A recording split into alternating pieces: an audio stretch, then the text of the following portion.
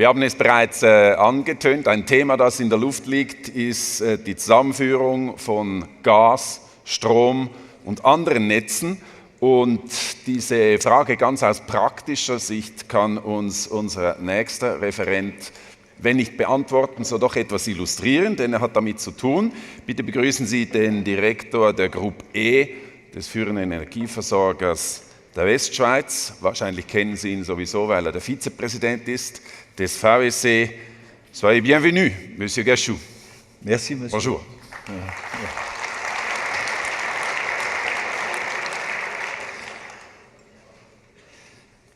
Mesdames, Messieurs, chers congressistes, hier en fin d'après-midi, le professeur de neuropsychologie de l'Uni de Zurich, Monsieur Janke, a gentiment taquiné les ingénieurs, les qualifiant d'un peu trop rationnels, un peu trop sérieux, voire même un peu trop prétentieux. L'être humain, a-t-il dit, ne réagit pas souvent en ingénieur, de façon calculée, mais il réagit plutôt de façon inconsciente, contextuelle, voire irrationnelle. Rappelez-vous l'exemple de la Maserati. Ce que je vais vous présenter maintenant, mesdames et messieurs, c'est aussi une histoire de connexion entre des réseaux, pas le réseau du cerveau, mais les réseaux physiques. C'est aussi une histoire de relativité que vous voudrez bien me pardonner de présenter en toute rationalité, étant ingénieur de formation.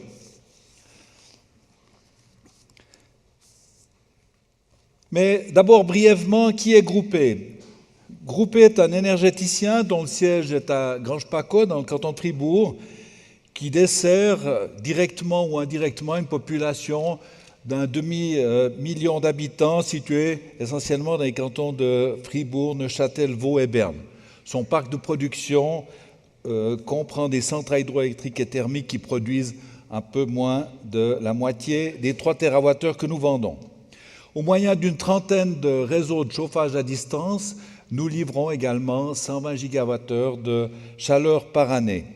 Nous proposons aussi des services associés à l'énergie dans des domaines aussi variés que la construction d'installations électriques, d'installations de production à partir des nouvelles énergies renouvelables, de conseils en efficacité énergétique, d'ingénierie, voire d'électroménager. Nous employons près de 1500 personnes. À signaler aussi que nous détenons une participation de 45% dans une société de distribution de gaz dans le canton de Fribourg et la région broyarde qui s'appelle Frigaz.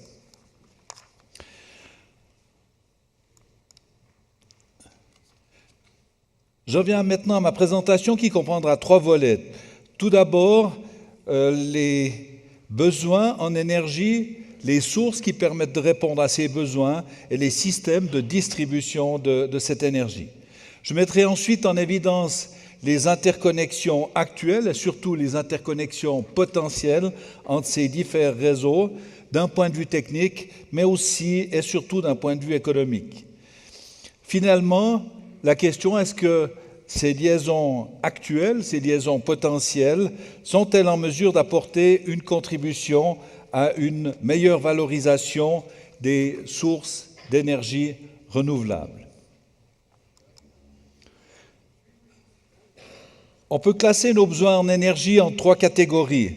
Des besoins en termes de chaleur, en termes de mobilité et de force.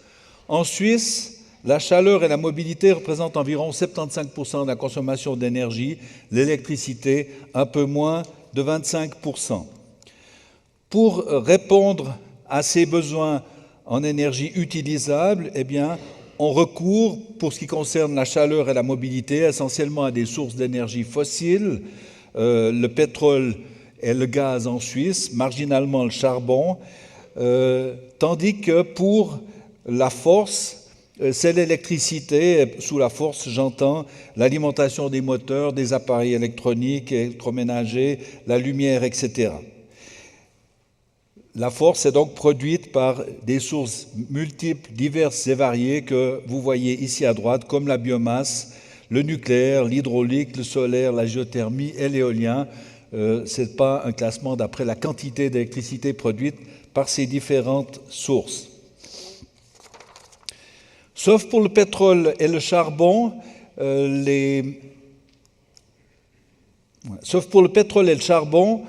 des réseaux sont utilisés pour le transport et la distribution des autres agents énergétiques que sont donc l'électricité, la chaleur ou le gaz. Quels sont ces réseaux? Alors, les réseaux d'énergie principaux, il y a tout d'abord, bien sûr, le réseau d'électricité. La demande en électricité est satisfaite par le transport de l'énergie produite par des sources que j'ai mentionnées précédemment vers le consommateur. Idem pour le gaz, que nous soutirons aussi d'un réseau. À signaler que dans le domaine du gaz, eh bien, la production de gaz, c'est-à-dire les champs gaziers et les capacités de stockage à grande échelle du gaz, se trouvent à l'étranger, d'où la dépendance d'ailleurs qui a été mise en évidence par certains orateurs hier. La chaleur, quant à elle, ne peut être transportée sur de longues distances sans pertes importantes. Elle est donc produite, distribuée et consommée localement. Sa production provient de multiples sources, fossiles souvent, mais aussi par l'incinération d'ordures ménagères. Deux facteurs limitent la production d'électricité malgré la disponibilité des sources de production, que celles-ci soient de nature renouvelable, volatile, ou qu'elles soient de nature planifiable. Le premier facteur limitatif, c'est la capacité du réseau, qui impose une puissance maximale de production dans un périmètre donné. Et je crois qu'à ce sujet, la présentation effectuée précédemment par le représentant d'ENSOE était suffisamment éloquente. Le deuxième, eh bien, ce sont les besoins des consommateurs que vous voyez représentés ici en bleu sur ce graphique. Ces besoins du consommateur qui ne sont pas toujours corrélés avec la production d'énergie, surtout avec les nouvelles énergies renouvelables qui, comme j'ai dit précédemment, ont une production caractérisée par une forte volatilité. Ceci a pour conséquence une incapacité à utiliser pleinement l'énergie produite, comme l'électricité, qui n'est pas stockable, qui n'est pas modulable en ce qui concerne les nouvelles sources d'énergie, comme le soleil, le vent, voire l'hydraulique au fil de l'eau. Et vous voyez sur ce graphique les zones vertes, qui, pour des raisons ici de capacité de réseau ou ici de production supérieure à la demande, eh bien, ne peuvent pas être utilisées. Il y a donc là du gaspillage. Mesdames et messieurs, que pouvons-nous faire pour utiliser totalement cette énergie qui dépasse les besoins instantanés? Est-ce que l'interconnexion entre les réseaux peut apporter une réponse dans ce domaine? Ça me permet d'aborder le deuxième chapitre et de mettre en évidence les interconnexions que nous avons actuellement entre ces réseaux d'électricité, de gaz et de chaleur. Alors, dans les interconnexions actuelles, on peut constater que le gaz se transforme en électricité par un cycle combiné, le symbole CC en vert, se transforme en chaleur et en électricité par le biais d'une installation de couplage chaleur-force qui génère donc deux fluides et se transforme en chaleur dans une chaudière par une combustion simple. Notons que ces conversions sont unidirectionnelles, le gaz ne figure que comme source et la chaleur-électricité ne figure que comme résultat de la transformation. Quant aux différentes sources de production de chaleur, elles sont de nature diverse et variée, mais là aussi, la conversion est unidirectionnelle. Je voudrais me focaliser un instant sur le cycle combiné et sur la rentabilité, plus précisément sur la rentabilité du cycle combiné ou du gas to power. Alors vous voyez sur ce graphique un nuage de points rouges. Chaque point rouge correspond à une journée de la période du deuxième semestre 2013 et du premier semestre 2014. Et le point rouge représente le prix moyen journalier du gaz sur le marché NCG et le prix moyen de l'électricité en ruban du même jour.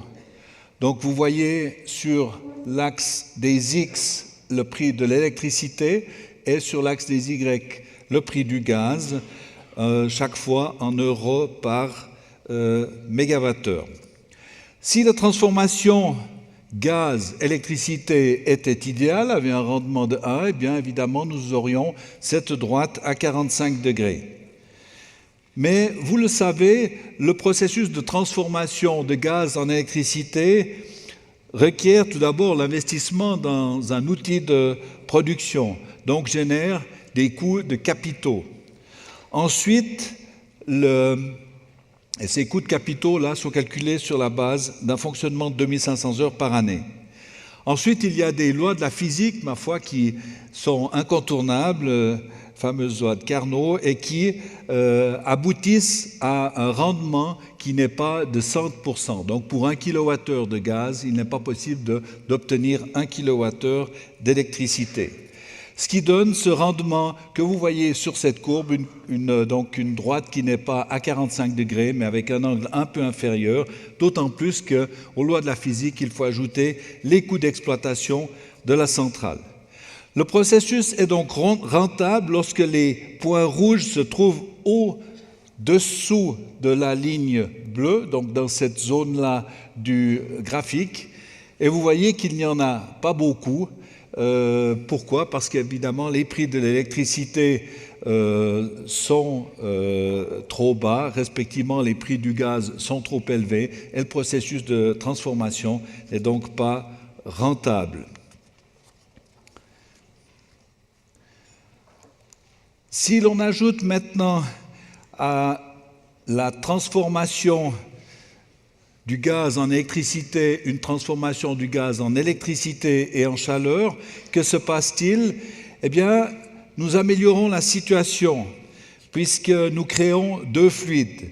Et nous voyons à ce moment-là que les recettes dégagées par la vente de chaleur permettent de déplacer sur la gauche le point de la courbe, mais elles ont aussi un deuxième effet, c'est que la droite n'est plus aussi raide qu'auparavant, puisque le rendement du processus de transformation de gaz en électricité est moins favorable que précédemment. Néanmoins, là, on se trouve dans une situation avec cette production des deux fluides où vous voyez que le nuage de points rouges eh bien, se trouve dans une zone de rentabilité. Mais alors, pourquoi est-ce qu'on ne fait pas ceci, puisque vous le voyez que ce processus-là apporte une rentabilité? Pourquoi est-ce que, par exemple, la centrale de Pierre de Plan à Lausanne est-elle à l'arrêt? La réponse est relativement simple, c'est que le graphique que je vous ai présenté précédemment comprend des prix sans taxe CO2.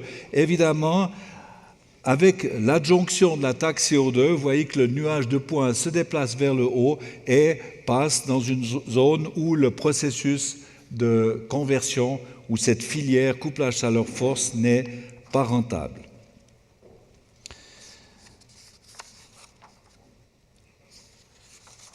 Nous avons vu donc précédemment cette incapacité à utiliser pleinement les sources d'énergie renouvelables, non stockables, non modulables, à caractère aléatoire, à cause de la limitation de la capacité posée par le réseau ou bien d'une production qui excède la demande. Alors est-ce que les nouvelles interconnexions, les interconnexions potentielles, peuvent-elles améliorer cette situation? Apportent-elles une réponse à cette situation? Et là, une des interconnexions potentielles, qui est l'objet de projets pilotes, c'est celle que vous voyez représentée ici, avec tout d'abord un premier processus qui est l'électrolyse, donc transformation de l'électricité en hydrogène, et puis après cet hydrogène est combiné avec du CO2 dans un processus qui porte le nom de processus de Sabatier, et produit du gaz naturel qui peut à son tour être injecté dans le réseau de gaz naturel. Alors, est-ce qu'on a là la panacée universelle pour résoudre le problème du passage de l'électricité réseau où il n'est pas possible de stocker de l'énergie vers un réseau où il est possible de le faire, puisque dans le réseau de gaz, il y a une certaine capacité de stockage. J'en viens directement à des considérations financières. On retrouve toujours le même nuage de points et on retrouve toujours la même droite avec la rentabilité de l'opération, et seuls les points qui se trouvent à gauche de cette droite offrent une rentabilité. À signaler que le CAPEX qui détermine ce point-là est à un niveau élevé. Vous voyez qu'il faudrait avoir, donc, pour que l'opération soit rentable, une énergie électrique à 0 centime et pouvoir à 0 euros par mégawattheure et pouvoir vendre le gaz à 70 euros par mégawattheure. Et ça, c'est le point où la rentabilité, où je dirais, c'est un point où la situation est équilibrée. À gauche de la courbe, là, nous trouvons la rentabilité. Vous voyez que seules 2 journées auraient donné une conversion qui soit économiquement valable. Donc les coûts en capitaux ici jouent un rôle extrêmement important et ne permettent de rendre cette opération rentable que lorsque les prix de l'électricité sont négatifs. Qu'en est-il maintenant si on fait un processus plus simple qui consiste à dire on ne fait que de l'hydrogène qu'on injecte aussi dans le réseau du gaz naturel avec une quantité moindre, le réseau de gaz naturel n'étant pas même d'absorber, je crois, plus de 5% d'hydrogène. Alors si on met un électrolyseur seul en place, vous voyez que les frais de capitaux diminuent sur cet axe Y, et vous voyez aussi que la rentabilité l'efficacité est plus élevée parce que le processus a une efficacité plus élevée. Mais je l'ai dit avant, la capacité de stockage d'hydrogène dans le réseau de gaz naturel est plus faible, et puis ça pose aussi des problèmes lors de la combustion. Pour faire une comparaison qui soit la plus correcte possible, la plus complète possible, j'ai ajouté la taxe CO2, mais vous voyez que même avec la taxe CO2 qui frapperait actuellement 60 francs par tonne, qui frappe le gaz naturel, on est en dessous du seuil de rentabilité. Et si on passe à 120 francs à la tonne, ce qui est prévu à partir de 2018, même là, dans cette situation, la filière n'est pas rentable. J'en arrive maintenant à la conclusion. Allons-nous vers une meilleure valorisation des nouvelles énergies renouvelables grâce à de nouvelles technologies? On l'a vu lors des dias précédents qu'avec la production des nouvelles énergies renouvelables, mais aussi suite à l'inertie inhérente aux grandes centrales thermiques et nucléaires, on aboutit à un déséquilibre entre production et consommation d'électricité. Et vous le savez très bien que dans un réseau d'électricité, il doit y avoir en permanence l'équilibre. Ce déséquilibre a conduit à l'instauration de prix négatifs, enfin déjà de prix bas pour commencer, et ensuite de prix négatifs. Pour pallier à ces déséquilibres, les réseaux vont devenir intelligents en gérant la demande, puis en offrant des capacités de stockage décentralisées notamment. Et tout ceci aboutira, ces nouvelles technologies que j'ai baptisées ici Power to X, c'est-à-dire Power to hydrogène, Power to méthane, mais aussi Power to méthanol, peuvent permettre de mieux valoriser les énergies renouvelables. Mais cela ne suffira pas pour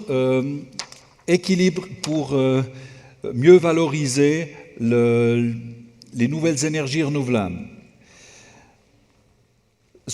La réponse à ce déséquilibre déjà mentionné est apportée actuellement par un système qui a fait ses preuves, c'est le système de pompage-turbinage qui est à même de restituer au moment voulu l'électricité stockée indirectement via l'eau accumulée dans des barrages. Un deuxième élément, c'est la gestion de la demande, qui d'abord a été assez primitive via des télécommandes centralisées, qui va devenir de plus en plus intelligente, on l'a entendu ce matin lors des différents exposés, grâce au développement des technologies de l'information et de la communication. Cette gestion de la demande contribuera à un meilleur équilibrage du réseau électrique en permettant d'adapter partiellement la demande à l'offre. Dans le cas où c'est le réseau qui est un goulot d'étranglement, la conversion d'électricité en hydrogène ou en oxygène peut s'avérer intéressante. Cette conversion permet un stockage décentralisé, voire la génération d'électricité via une pile à combustible. Et à ce moment-là, eh bien, vous le voyez qu'on a établi une voie bidirectionnelle, un peu analogue, mais de plus faible puissance, évidemment, que ce que nous avons actuellement avec le pompage-turbinage, mais la pile à combustible permet de réinjecter l'électricité dans le réseau. Autre possibilité, le power to gas qui permet alors d'aller jusqu'au bout via le processus Sabatier et d'aller dans le réseau de gaz avec du gaz naturel ou du gaz artificiel et le processus, l'injection aussi de l'hydrogène dans le réseau de gaz naturel. Finalement, la boucle peut se fermer si on ajoute un élément qui est bien connu actuellement, c'est le gas to power, donc les centrales à gaz, qui permettent d'instaurer cette voie bidirectionnelle entre ce surplus d'électricité que nous transformons en hydrogène, puis après en gaz naturel, que nous réinjectons dans une centrale à gaz et qui nous permet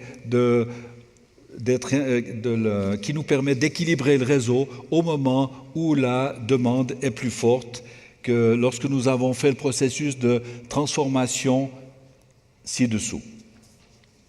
Mesdames et messieurs, les considérations économiques peu attractives relatives à ces différentes filières ne sont pas à considérer comme un plaidoyer contre celles-ci, mais bien plutôt comme un coup de projecteur sur le long chemin à parcourir pour les exploiter.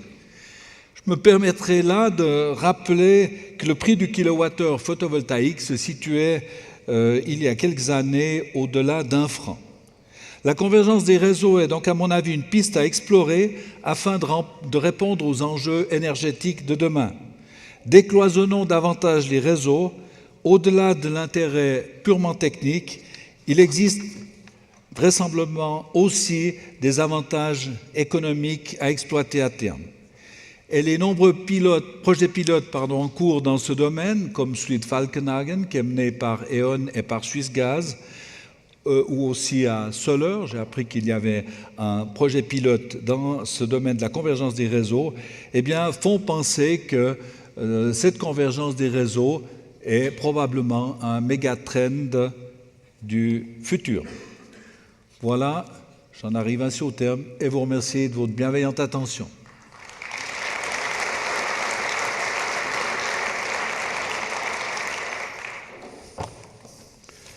Merci beaucoup, Monsieur Garchoux. J'ai une question pour vous, ici. La mobilité présente-t-elle également un potentiel en termes de convergence des réseaux? Je vous remercie pour cette question, parce que c'est effectivement un point très intéressant. Alors, on a appris nous avons appris tous hier après-midi que Madame la conseillère fédérale Doris Leuthard roulait électrique avec Tesla, comme M. Kurt Rohrbach aussi. Il y a une autre société, une société allemande, Audi pour ne pas la nommer, qui par contre est en train de développer une autre mobilité douce, et c'est une mobilité qui est basée sur le gaz. Et comment est-ce qu'ils font? Eh bien, ils transforment de l'électricité en hydrogène, ils y ajoutent du CO2 qu'ils capturent dans l'atmosphère. Et avec ce CO2 et l'hydrogène, ils font du gaz naturel qu'ils utilisent ensuite pour les voitures. Donc je crois qu'Audi attache beaucoup d'importance à ce projet qui est une boucle, finalement, une mobilité propre, puisqu'on capture du CO2 avant d'en rejeter. Mais au moment, c'est seulement du théorie ou il y a des projets en Suisse? Alors, en Suisse, pas à ma connaissance, puisqu'on n'a pas beaucoup de constructeurs automobiles, mais je crois que Audi, en tout cas, j'ai lu tout récemment une étude à ce sujet, y croit fermement et voilà un moyen de mettre en place une mobilité propre. Merci beaucoup. Dominique Cachou, merci. Merci.